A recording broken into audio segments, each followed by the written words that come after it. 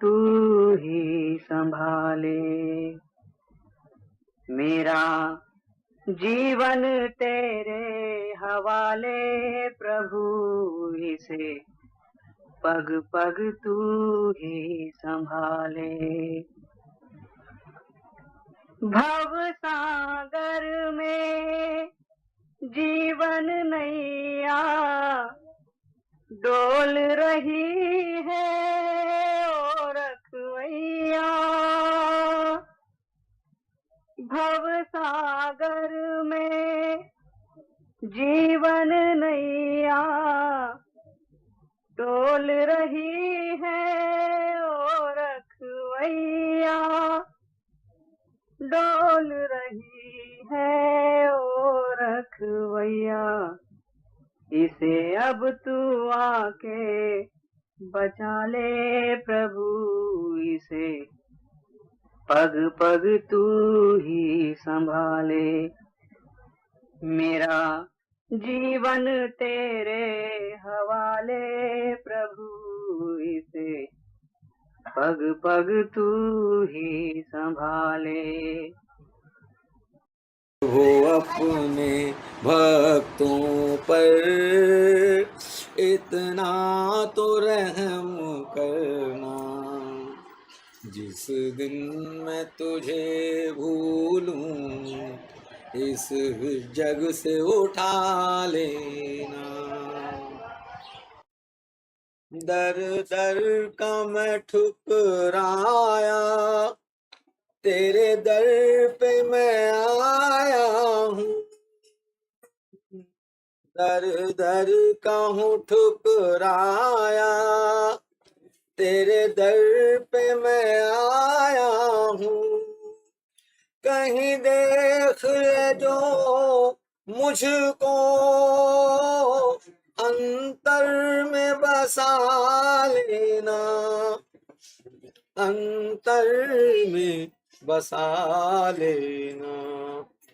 प्रभु अपने भक्तों पर इतना तो रहम करना, इस दिन मैं तुझे भूलूं इस जग से उठा लेना।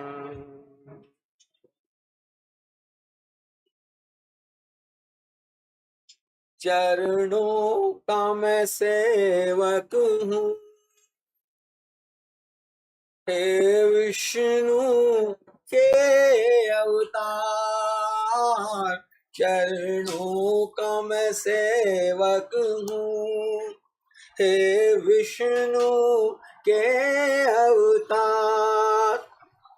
ठोकर नित खाता हूँ, ठोकर नित खाता हूँ।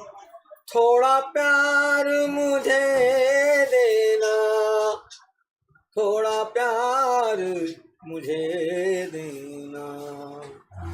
प्रभु अपने भक्तों पर इतना तो रहम करना, जिस दिन मैं तुझे भूलूं इस जग से उठा लेना।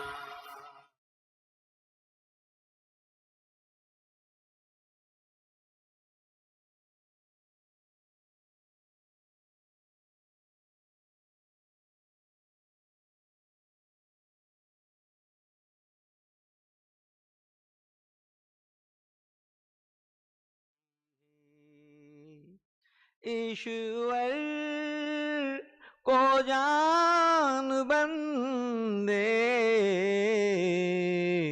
मालिक तेरा वही है। कर ले तू याद दिल से, हर जामे वो सही है। ईश्वर को जान बंदे, मालिक तेरा वही है।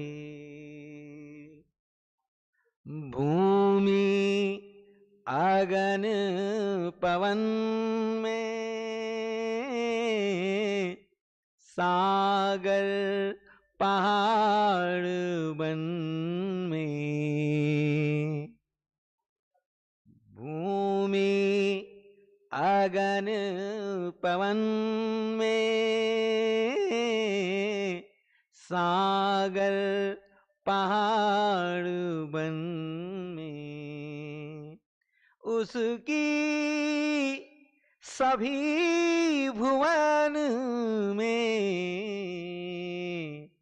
छाया समा रही है, उसकी सभी भुवन में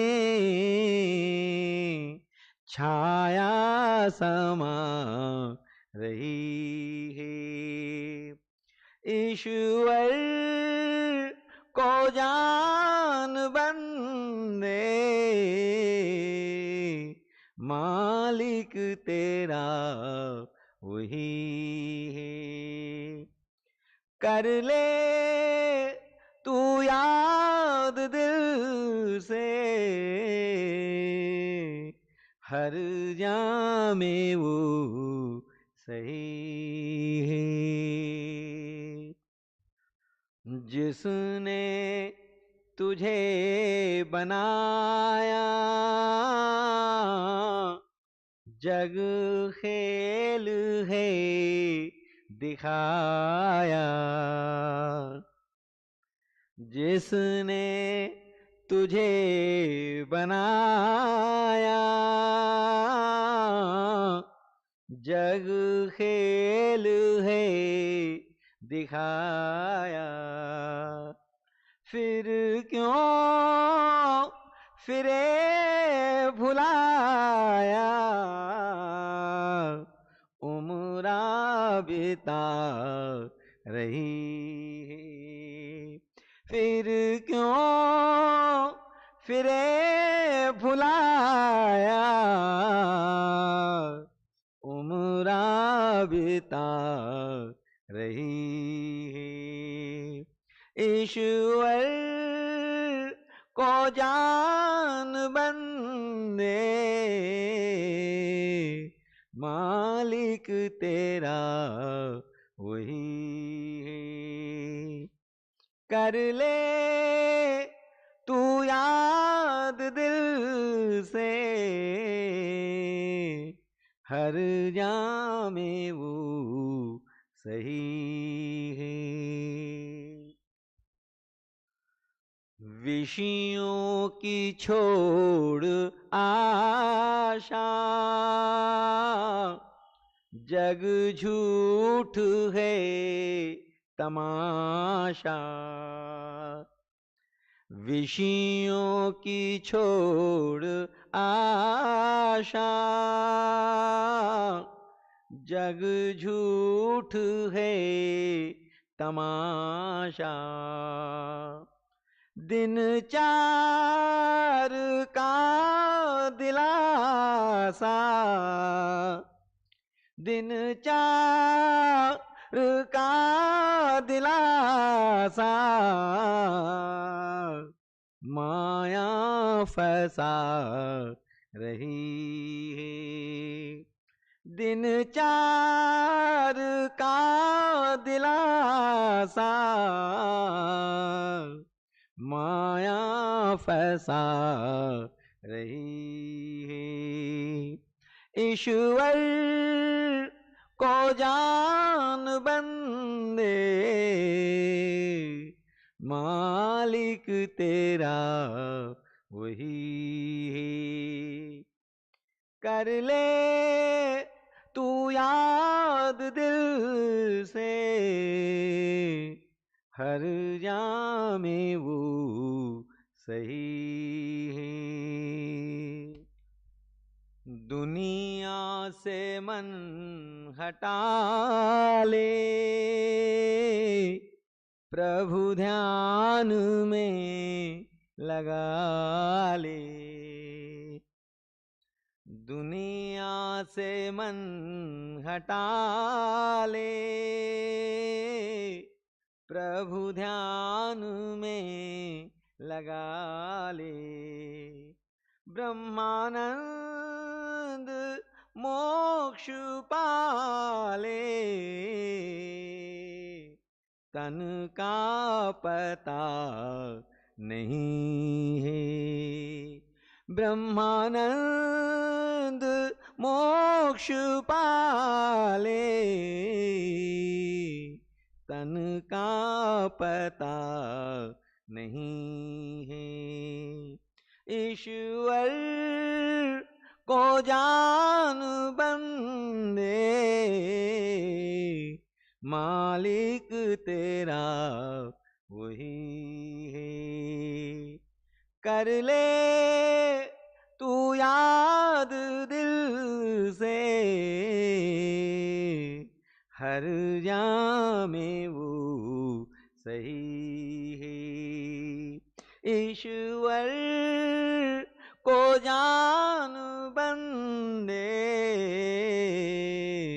मालिक तेरा वही है। ईश्वर को जान बंदे, मालिक तेरा वही है।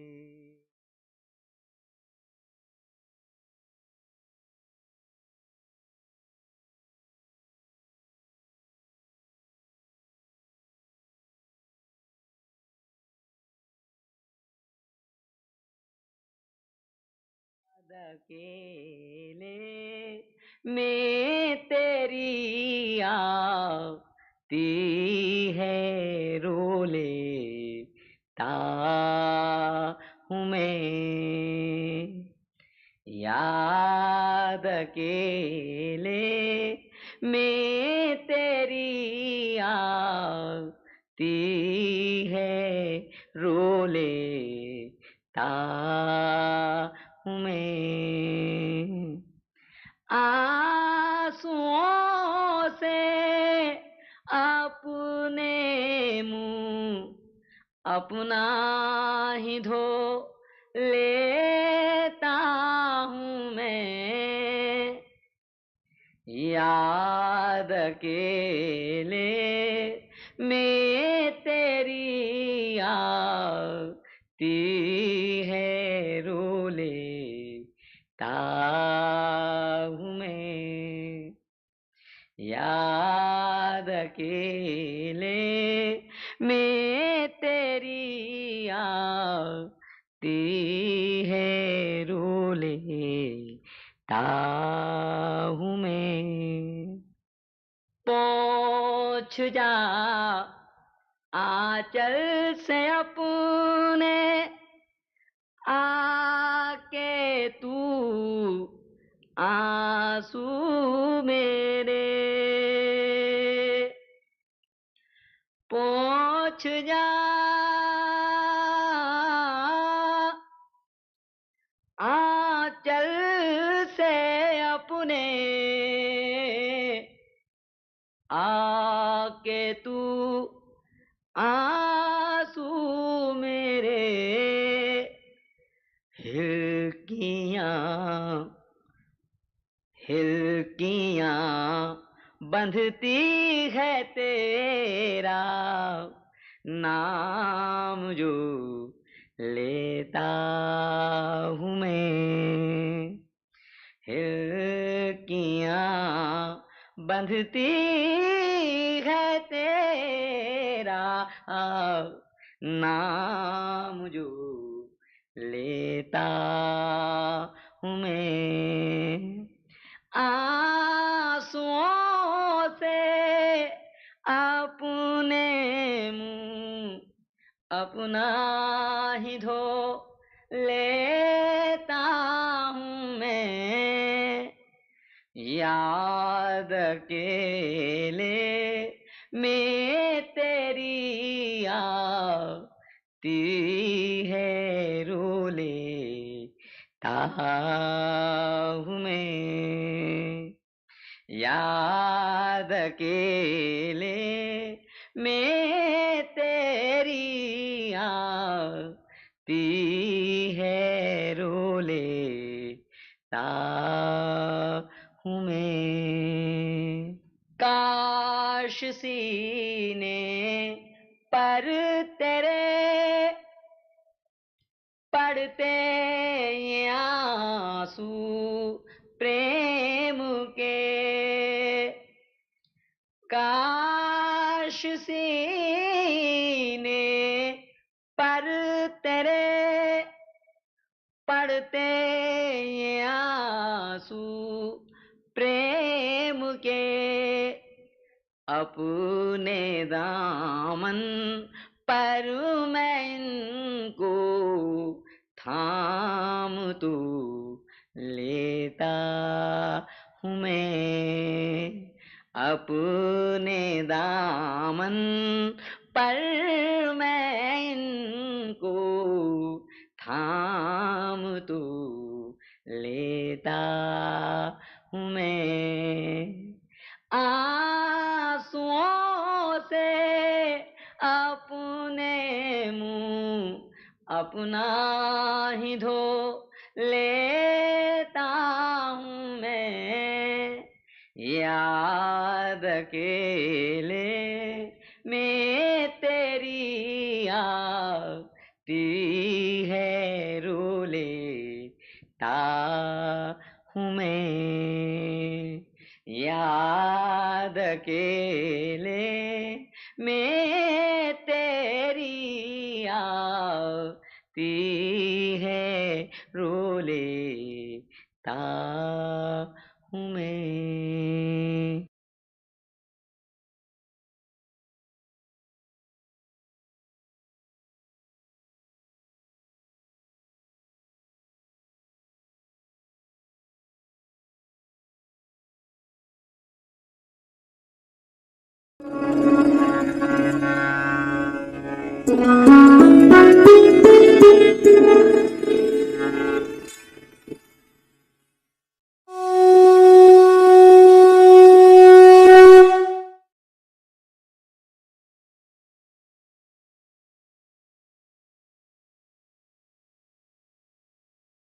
पूज्य माता और बंधुओं, अभी एक भजन होगा और भजन के साथ साथ सभी भाई बहन अपने अपने इष्ट का ध्यान करेंगे। ध्यान कैसे करें बहुत शॉर्ट में ध्यान करने का तरीका मैं आपके सामने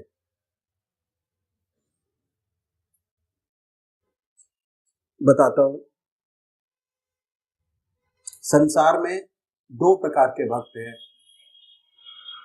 एक साकार पुजारी और दूसरे निराकार, और ये बहुत पुराने जमाने से चले आ रहे हैं। क्यों? भक्त का स्वभाव कुछ ऐसा ही है, किसी को चेहरे से प्यार होता है, किसी को नाम से प्यार होता है। जिनको चेहरे से प्यार होता है वो है साकार पुजारी, जिन्हें शक्ल से प्यार नहीं होता वो है निराकार। हमारे संतों ने जो ग्रस्त में हुए दोनों के लिए रास्ता बताया, साकार के लिए भी और निराकार के लिए भी। साकार पुजारी सबसे पहले निश्चित करे कि परमात्मा की कौन सी मूर्त ऐसी है, कौन सी मूर्ति ऐसी है जिसमें भगवान की सबसे ऊंची भावना आप डाल सकते हो, उसे अपनाइए। उनको पकड़िए, उनको कभी बदले नहीं। एक इष्ट की उपासना, एक इष्ट का ध्यान, एक इष्ट का मनन। ऐसा नहीं कि आज आप राम की पूजा करें, कल कृष्ण की, परसों माँ की, परसों देवी की। ध्यान नहीं बनेगा। अगर अपना इष्ट रोज रोज बदलेंगे, जल्दी जल्दी चेंज करेंगे, तो ध्यान आपका नहीं बनेगा। पूजा का जो मकसद है वो है चित्त की एकाग्रता प्राप्त करना, कंसंट्रेशन ऑफ माइंड, और वो जब ही होगा जब आपका एक इष्ट हो। और जब एक इष्ट होगा तभी आध्यात्मिक अनुभव आपके खुलेंगे। एक इष्ट की उपासना, तो ये मानिए जिस इष्ट को आप मानते हैं कि वो इष्ट हमारा सह शरीर हमारे अपने सामने उनकी पवित्र मूर्त को बनाए, बड़े प्यार से, बड़ी बड़ी आंखें हैं, गोल चेहरा है, जटाएं हैं, सर्पों की अपने सामने अपने इष्ट को। दिल हमारा धड़कता रहता है, दिल की हर धड़कन से जो मंत्र आपका है उसको उच्चारित होते सुने कि हमारे हृदय से हमारे दिल का नाम, हमारे इष्ट का नाम निकल रहा है और हम उसको सुन रहे हैं। और जब तक ऐसा ना हो तब तक जिह्वा से बड़े प्यार से, बड़े आराम से उस नाम को ले सकते हैं। पर होता क्या है कि थोड़े समय तक तो नाम चलता है, उसके बाद मन इधर आकर कहीं भाग जाता है। पता कैसे लगता है? पता ऐसे लगता है कि हमारे मन को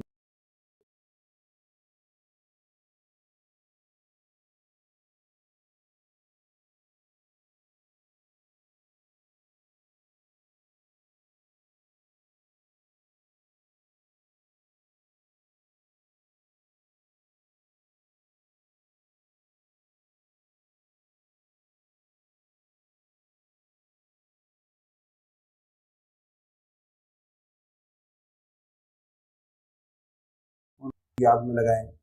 निरंतर प्रयास करना पड़ेगा।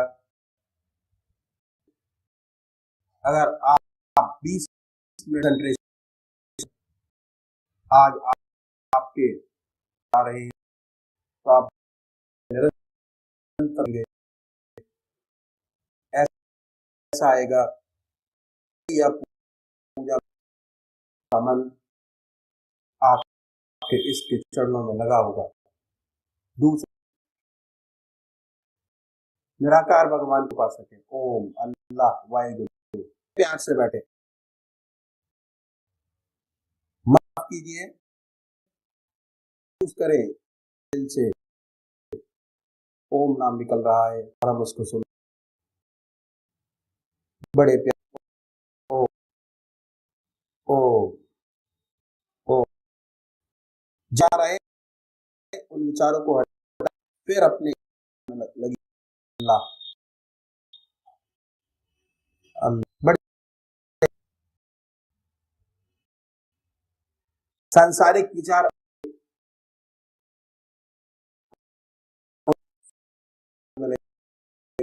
फिर हटाए, अपने होगा भजन के साथ साथ इसकी याद में बैठेंगे।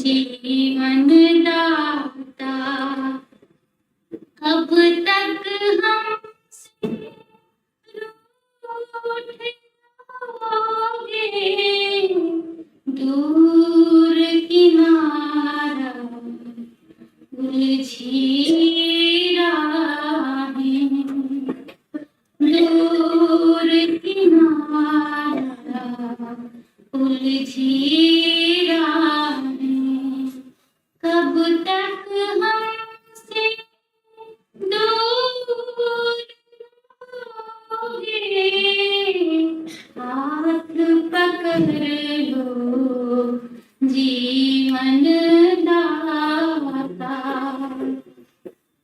एक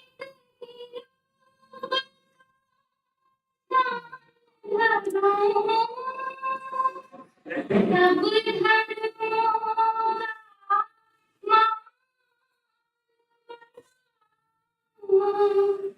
एक बच्चा ध्यान करो, सब धर्मों का मान प्रेम की तुमसे बात तन को राख बना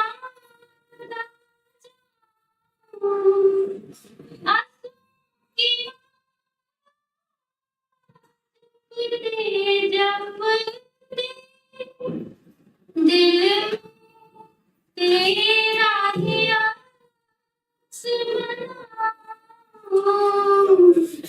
अखियों में जब कैद करूँगा, अखियों में जब कैद करूँगा, कैसे प्रभु फिर बचोगे, हाथ पकड़ लो जीवन दाता, कब तक हमसे रूठ रहोगे,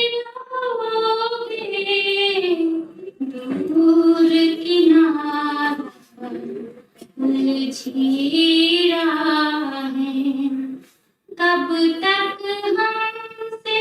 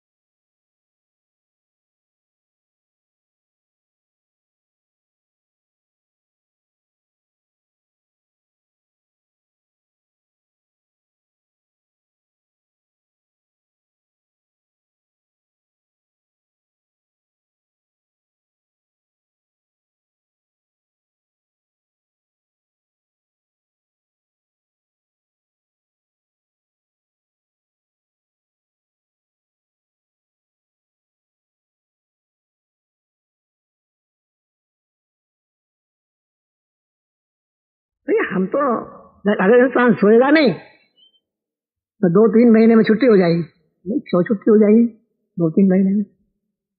और हम तो जो नहीं सोता उसको गोली देकर सुलाते हैं और आप कहते जागो। अरे कोई ऐसी दवाएं निकालिए, कोई ऐसे इंजेक्शन निकालिए जो सोना ना पड़े, 24 घंटे आदमी काम करता रहे। कोई जवाब गर्दन नीचे। आप ये बताइए, आप तो भाई डॉक्टर है, ये बताइए कि आदमी सो जाता तो होता क्या है? होता क्या है? रेस्ट। मैं भी ये कहता हूँ रेस्ट। ये रेस्ट में होता क्या है? आप जो है खूब फूक फूक के खिलाइए, सोच के खिलाइए, तरह तरह के इंजेक्शन दीजिए, बड़े बड़े खाना खिलाइए और खूब कसरत कराइए, लेकिन रात को सोने मत दीजिए। क्या होगा? है? इसके मानने की सारी ताकत खाने में ही नहीं है, कहीं और भी है, यहां से आती है ताकत, कहीं और भी है, बाहर है, जो बाहर में है कहीं और से आती है। आपने कभी सोचा कि होता क्या है? जब हमारी इंद्रियां काम करना बंद कर देती हैं, उनका सीधा संबंध हमारे मन से हो जाता है, सीधा संबंध हमारे मन से हो जाता है और मन से शक्ति मिलती है। सूरज हम उठते हैं और प्रेरित होते हैं, हमारे अंदर काम करने की शक्ति, ठीक है। तो हमारे ऋषि मुनियों ने सोना आराम करना बहुत जरूरी है, आपने देखा। अब हम सूक्ष्म शरीर पर आइए, जैसा ये शरीर है ऐसा हमारा सूक्ष्म शरीर है।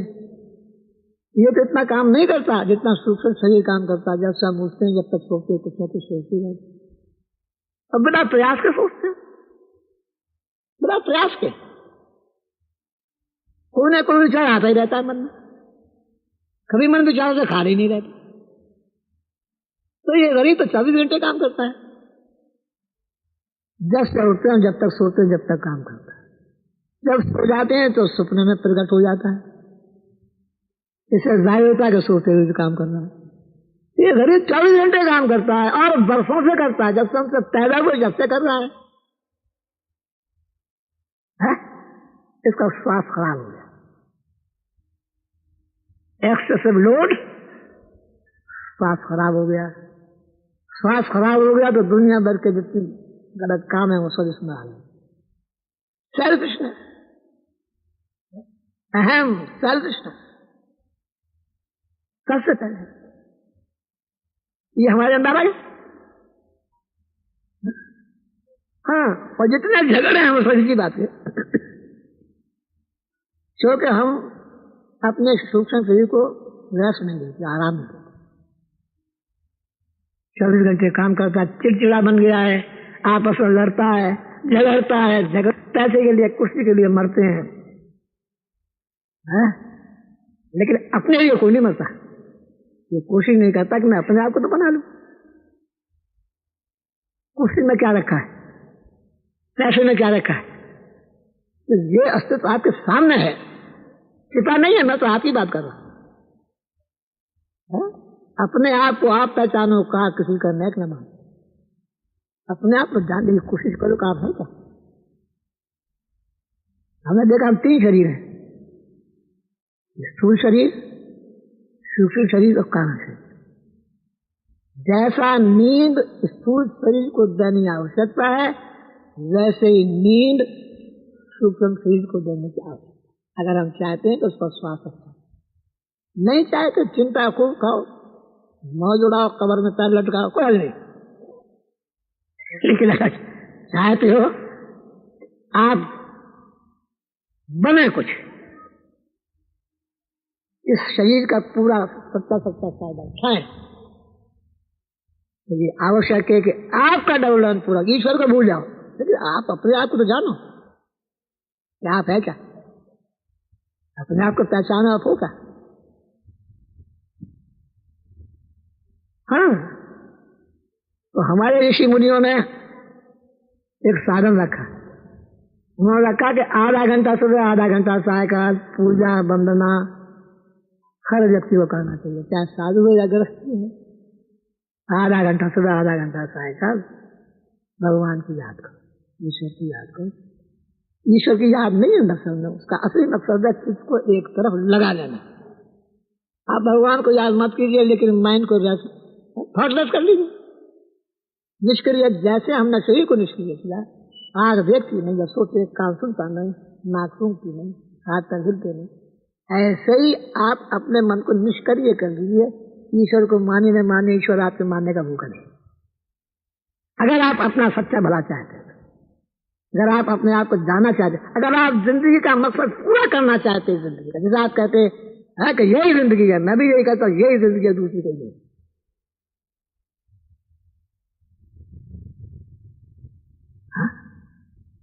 तो ऋषि मुनियों ने बताया कि आधा घंटा सुबह, आधा घंटा सायकाल पूजा वंदना ध्यान हर व्यक्ति करे। क्यों? आधा घंटा अगर आपका माइंड थॉटलेस हो जाता है तो आपको खाना मिल गया, आपके मन को खाना मिल गया, रेस्ट मिल गया। इस रेस्ट के बाद आप देखेंगे कि आपके मन में ऊंचे ऊंचे विचार पैदा होंगे। यूनिवर्सल लव, परोपकार की भावना, सत्य की गोलमाइलता, झूठ फरेब से बचना, मक्कारी से बचना, ये सारी बातें अपने आप पैदा होने शुरू हो जाती। आधा घंटा सुबह, आधा घंटा सायकाल आप चित्र लगाइए। जब मन तस हो जाता है तो उसका सीधा संबंध हमारी आत्मा से हो जाता है, और आत्मा में चेतनता, आत्मा में जाना, क्षण क्षण के हमारे आत्मा में से ही वो हमारे मन से ठीक मत। तो धारा प्रवाह शुरू हो जाता है, रियल मनुष्यत्व प्राप्त होता है, सच्चा मनुष्य जीवन प्राप्त होता है, शरीर भी आनंद भोगता है, मन भी आनंद भोगता है, और आत्मा भी आराम से सोती है अपने इष्ट में। ठीक है? तो मैं भगवान की बात नहीं कर रहा, ईश्वर की बात नहीं कर रहा, मैं तो आज के नौजवानों की बात कर रहा हूं। मैं तो आज के नौजवान, मैं बिल्कुल सहमत हूं उनसे। जो कुछ करना है ऐसी जीवन में कर लो, नहीं होना वाला पढ़ा मत करो, दूसरे एंजॉय इट। अब मेरी तो खुली छुट्टी है, ऋषियों का खूब आनंद हो, मैं मना कर रहा हूं, लेकिन इतना दो कि थक जाओ, हटो मत। अब तो देखो क्या आ रहा है आनंद, आनंद देने की कोशिश करेगा। ऋषियों में ही आनंद है तो ऋषियों में पूरा आनंद हो, ठको उसमें।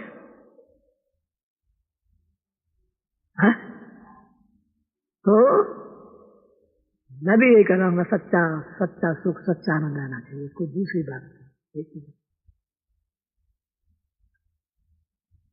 हाँ, हम टीवी को बदनाम करते हैं कि साहब बच्चों के चाल चलन खराब हो रहे हैं, टीवी देख बड़ा खराब टीवी आता है।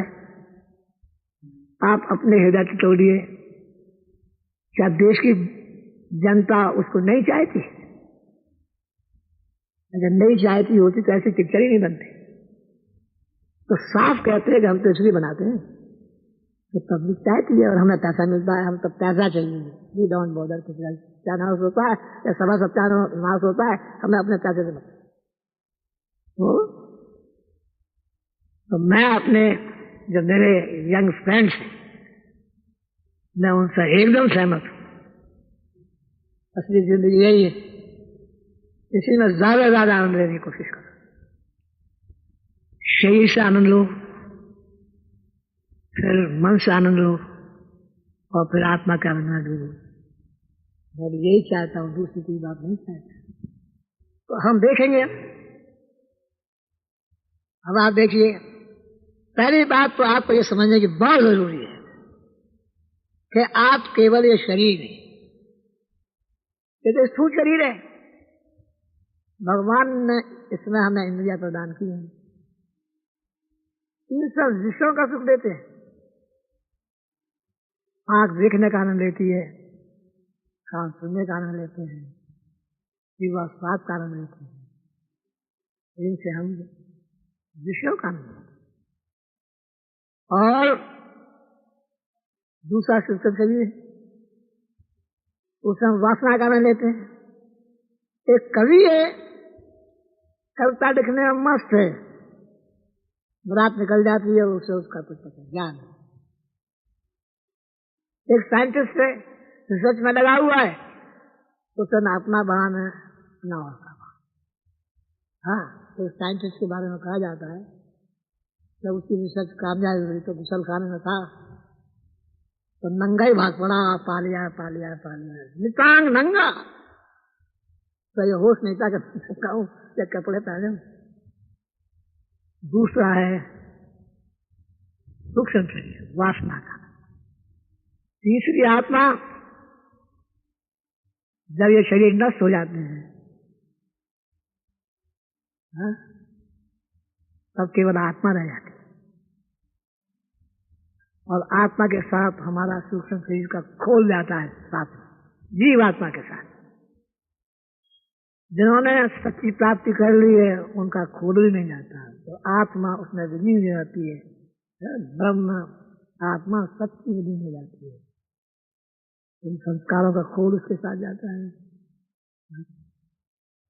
ये शरीर को हम इतना प्यार करते हैं, इतना साथ संभाल के रखते हैं, जब ये आता है वक्त, तो घर के लोग कहते हैं कि भैया जल्दी निकालो, कहीं भूत न बन जाए। हमारे शरीर की असली दशा ये है।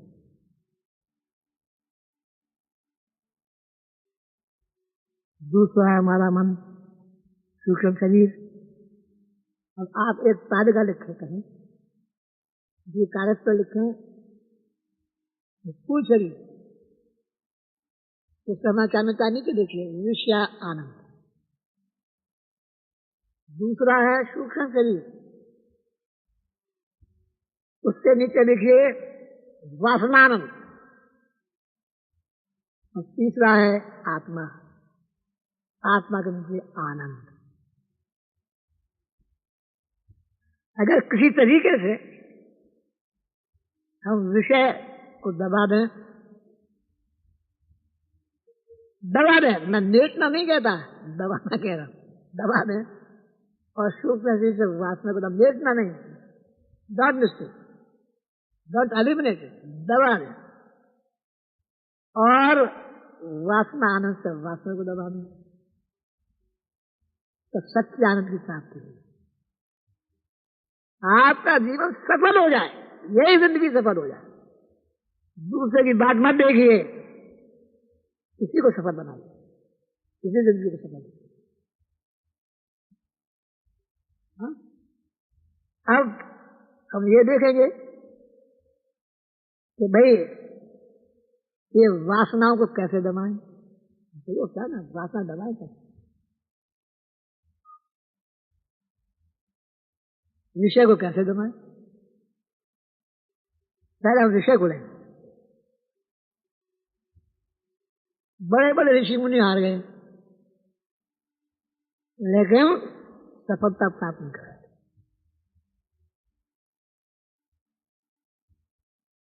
दसों इंद्रियों को कोई भी काबू में नहीं ला सकता,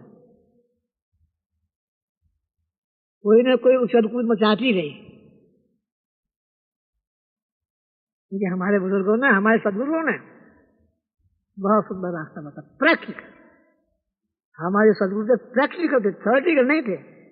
किताबों से उन्हें वास्ता नहीं था, बहुत प्रैक्टिकल।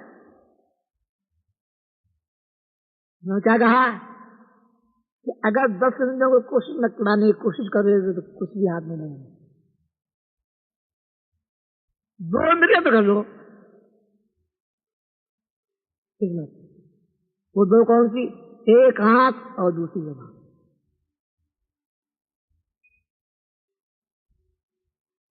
एक हाथ और दूसरी जबान, 2 इंद्रियां पकड़ लो, इन्हें काबू में ले आओ। काबू मतलब अपने आत्मा की कंट्रोल में ले आओ, लेटना नहीं, अपने आत्मा के कंट्रोल में। जैसे आत्मा के वैसे करे, अपनी मनमानी ना करे। आंख का क्या काबू करना है? अगर सच्चा सुख चाहते तो, और नहीं चाहे तो टीवी खुला हुआ आराम से देखो, मेरी तरफ से छूट है। लेकिन अगर वास्तव में सच्चे आनंद की खोज है और आप अपने जीवन का सच्चा सुख चाहते हैं, तो हमें ऋषियों को अपने आत्मा के कंट्रोल में, मैं मेड नहीं कर रहा, अपने आत्मा के कंट्रोल में लाना, कंट्रोल में लिमिट, जितनी आवश्यकता है उतना उसे भोगें, जरूर से ज्यादा ना भोगें, उससे ज्यादा भोगेंगे तो गड़बड़ हो जाएगी। हम अपने आत्मा के कंट्रोल में ले आए। दो दिन मैंने क्या बताया, एक आंख और दूसरी जबान। आंख का क्या काबू करना है? हमारे बुजुर्गों ने बताया कि आंख पर हमें 3 तरीके से काबू करना, 3 तरीके से काबू करना। 3 तरीके। वो क्या है?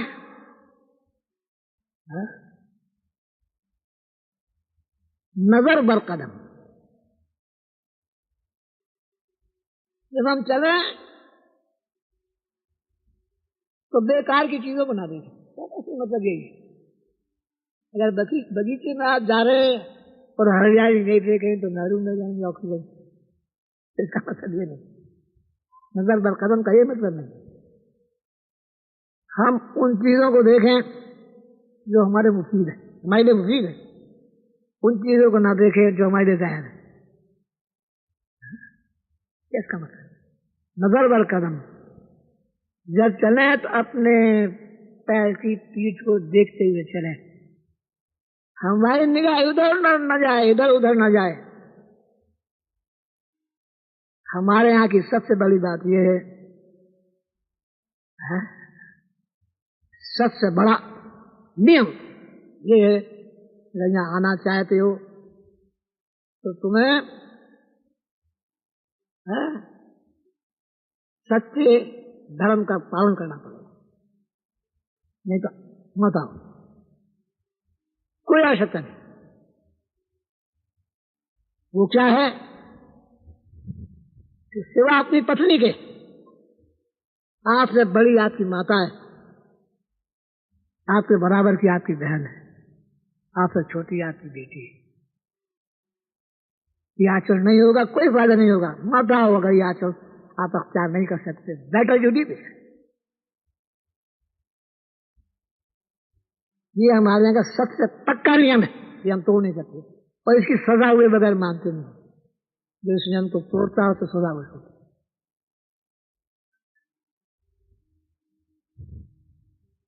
दूसरा, किसी का दिल मत दुखाओ, किसी गरीब का दिल मत दुखाओ, किसी का गरीब का दिल मत दुखाओ।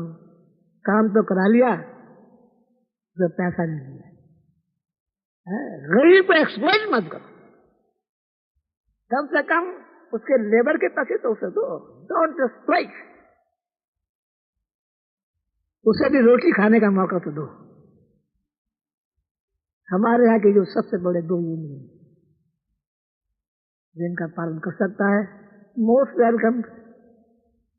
नहीं कर सकता, उधर कदम न रखे तो ही अच्छा है। ये हमारे नियम है। नजर बर कदम जब आप चले तो अपने पैर की पीठ को देखते हुए चले, आपकी निगाह इधर उधर न जाए।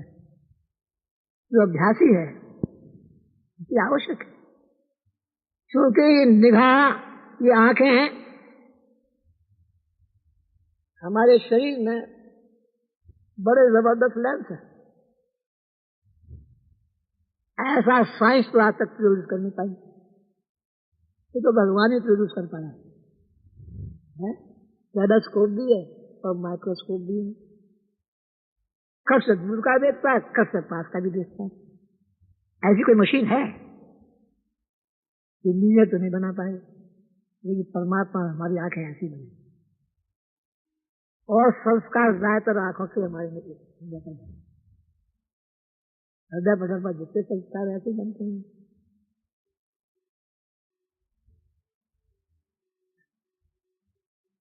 तो इसलिए जितना उधर उधर देखो संस्कार उतने बनेंगे। हृदय साफ होने में दिक्कत आएगी, पूजा बनने में दिक्कत आएगी।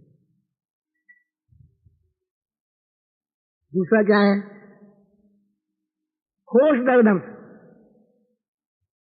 हमें परमात्मा की याद हर सांस तक करना चाहिए। हर सांस तो उसकी याद है, नहीं याद है, तुम आगे बढ़े। नजर बर कदम के बारे में मुझे अपने गुरुदेव ने केवल को अपना बताया था, मुझे याद आ गया। कानपुर में थे तो जा रहे थे बाजार में, बड़ी भीड़ थी, अटारियों को लोग चढ़े हुए थे। आगे बढ़े तो पता क्या है, क्या था? पता चला कि उस जमाने की जो सबसे सुंदर सिनेमा एक्ट्रेस थी, उसका जुलूस निकल गया, उसे देखने के लिए चले। इनके मन में आया कि मैं भी क्यों ना देख लूं। जब समाधि के पास पहुंचे तो इनके मन में यह ख्याल है कि मैं भी क्यों ना देख लूं।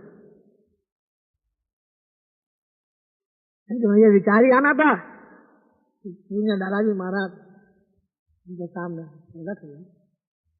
मैं देख के डर के मारे गली गलियों के घर पहुंचे तो क्या देखते कि दादाजी मतलब पधारे हुए हैं। और जब उन्होंने उनके चरण किए तो आशीर्वाद मिला कि नजर बरकदम आत्मा से दे। तब आप आशा समझ गए नजर बरकदम।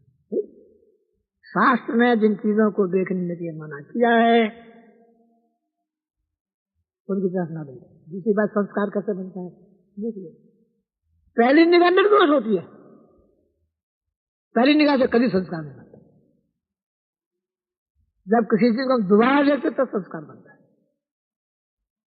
आप बाग में चले जा रहे हैं, सुंदर गुलाब का फूल खिला है, आपकी निगाह उस पर पड़ी और अगर आगे आप निकल ले कि परमात्मा की बड़ी कृपा, देखिए क्या सुंदर फूल लाया है,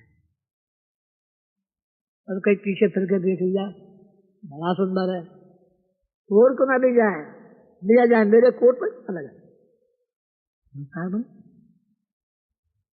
पहली निगाह हमेशा निर्दोष होती है। जब हम किसी वस्तु को दोबारा देखते तो संस्कार होता है। पहली निगाह पड़े लेकिन दूसरी निगाह नहीं पड़नी चाहिए।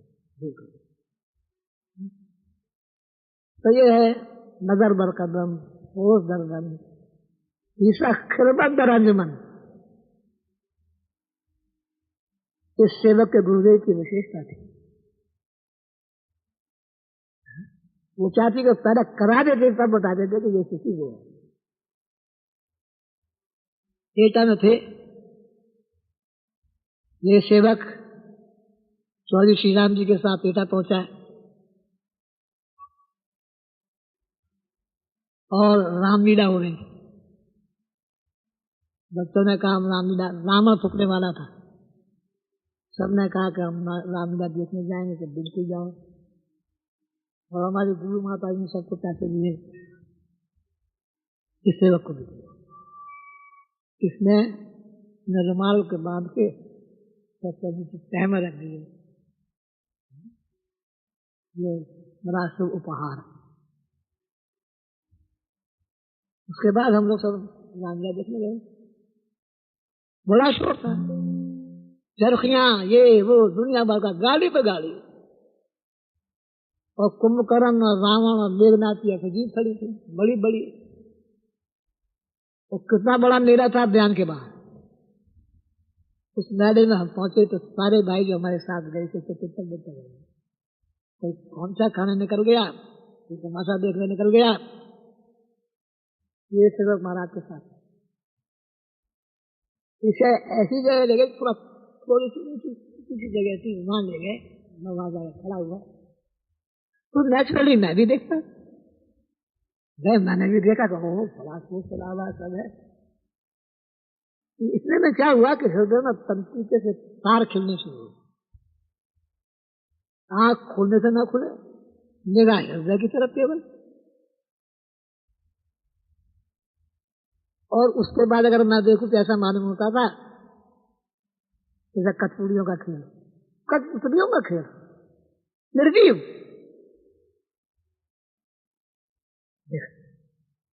तो बोले यशपाल, राजेंद्र हाँ सर खूब बोले। बोले कि हमारे साथ रहता कौन है? तो शिकायत करते कि बता देंगे।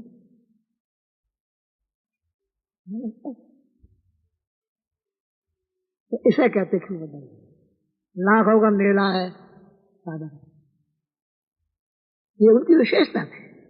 जरा अनुभव कराते फिर कहते।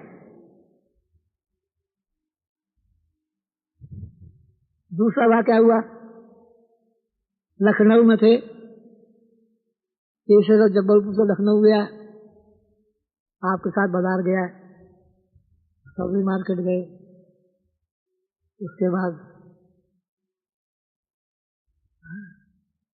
लखनऊ सबसे अच्छा बाजार है, वहां हम लोग गए। थोड़ी देर चलने के बाद इसे तो अपना होश रहा, पीछे पीछे पैर पड़ते रहे, इतना भी होश नहीं रहा कि पास से औरत के जन्म निकल गया। आपको होम्योपैथी कुछ दवा लेनी थी, होम्योपैथी का डिब्बा रखते थे, कृपा होती तो दवा भी दे देते। पूरे यशपाल दवा लेने दिया गई। हम लोग गए जहाँ होम्योपैथी की थोक की दवाएं मिलती थी, इससे अपना पत्ता डिस्पेंसर को ले लिया। एक आराम कुश्ती महाराज आराम कुश्ती बैठ गए, ये सेवक बाँव रखे काउंटर पे खड़ा हो गया। दवा बनाने में आधा घंटा लगा, आधे घंटे में ऐसे तो होश रहा नहीं। दवा बना के आया तो उसने कहा अरे भाई अपनी दवा ले लो, अब भाई हो तो बताया कि दवा दे दो। फिर कहा भाई दवा ले लो, फिर भाई तब भी नहीं बोला, तो भाई को पकड़ कर झिझोड़ दिया, यार कमाल करते हो है। खड़े खड़े तो बैठे बैठे सोते थे, हमने सुना नहीं, खड़े यार तुम सोते, खड़े खड़े सोते हो। तो मैंने जोर मार के चरणों को देखा, चरणों को देखा और उन्होंने इशारा किया, ऐसे दियो ने मारे। जब वापस आए तो रास्ते में बोले कि देखो दुनिया को ऐसे ही देखा कि जब अब देखा ये सच्ची दुनिया, ऐसा अब देखा ऐसे दुनिया को देख, ये सच्ची दुनिया। ऐसा प्रैक्टिकल योगी था, मोस्ट प्रैक्टिकल। मुश्किल है ऐसा होना। आंसू आते हैं जब उनकी याद आती है तो कलेजा भर आता है आंसू।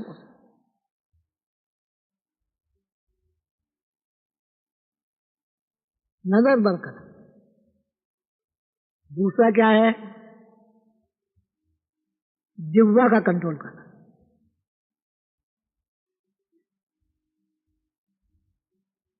जिह्वा का क्या कंट्रोल करना? दूसरी बड़ी इंद्रिया है जिह्वा।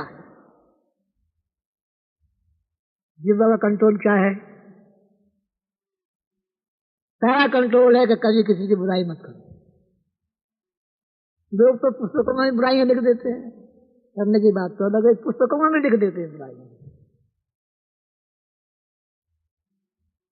बुराई मत करो किसी। दूसरा, यहां तक कहा है अगर किसी को तुमने बुरा काम करते हुए देखा है, उसकी बुराई हो रही है तो तुम चुप रहो, डोंट डिस्क्लोज इट।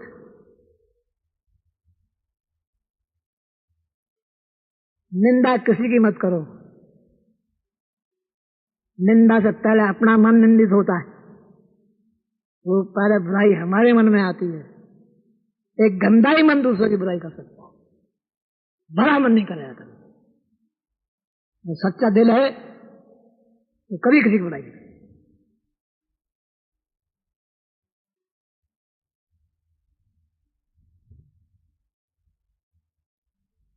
सबसे बड़ी बात है निंदा न किसी मजहब की न किसी व्यक्ति की